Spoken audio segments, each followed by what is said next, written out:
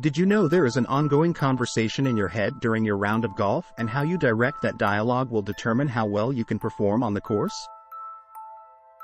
Learn from two of the greatest players in history and how each responded differently to their internal chatter under pressure. Discover why they had different outcomes based on how this influenced their focus.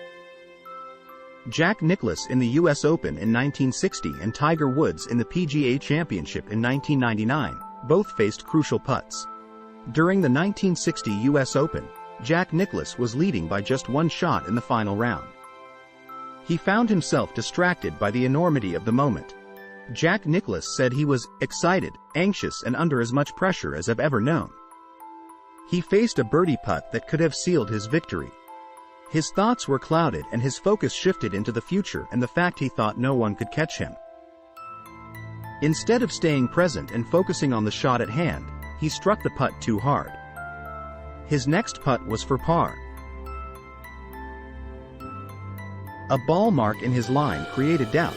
He couldn't think clearly enough about the rules and if he was allowed to fix it.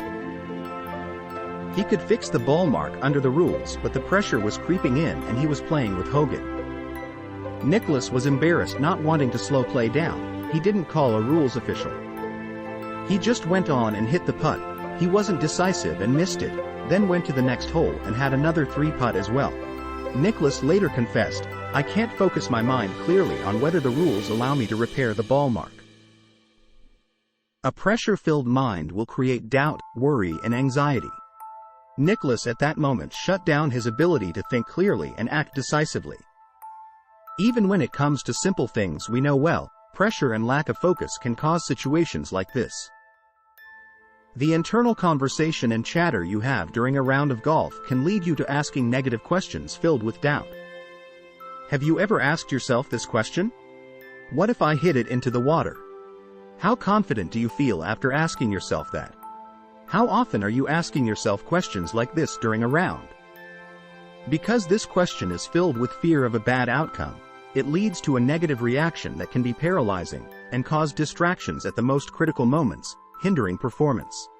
To be successful when the pressure is on, you have to be able to focus on what is required for the shot in that moment, and to trust without fear, with the intent of hitting your target.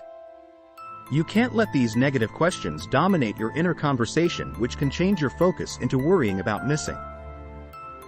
Tiger Woods was able to control his inner dialogue and channel it positively by using the voice of his father, Earl Woods. During the 1999 PGA Championship, Tiger was faced with an 8-foot par putt on the 17th hole. The pressure was immense, and his putter had let him down earlier in the tournament. It was a pivotal moment that could secure his second major victory. Tiger stood over the ball, and he heard his father's voice in his head. "Tiger, this is a must-make putt. Trust your stroke." He trusted his father's voice. He trusted his stroke and sent the ball rolling.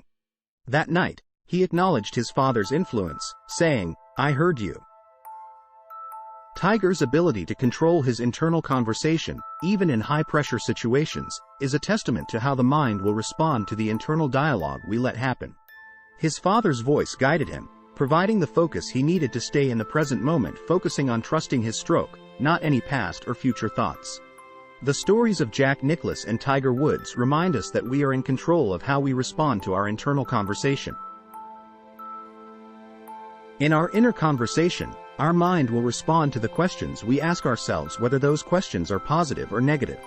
If we can learn to direct our internal conversation to asking positive questions, then we have more control of where our attention gets focused, leading to less anxiety and improved performance. Next time you step onto the golf course, remember the difference in mindsets of Nicklaus and Woods. Stay away from negative chatter and redirect your focus on what your intent for the shot is. The mental game of golf is as critical as the physical one, and with the ability to ask ourselves when facing uncertainty, more positive, action-filled questions, our focus will be more directed to what we want, and your next round of golf will be better too. Leave a comment or question below if you struggle with this aspect on the golf course.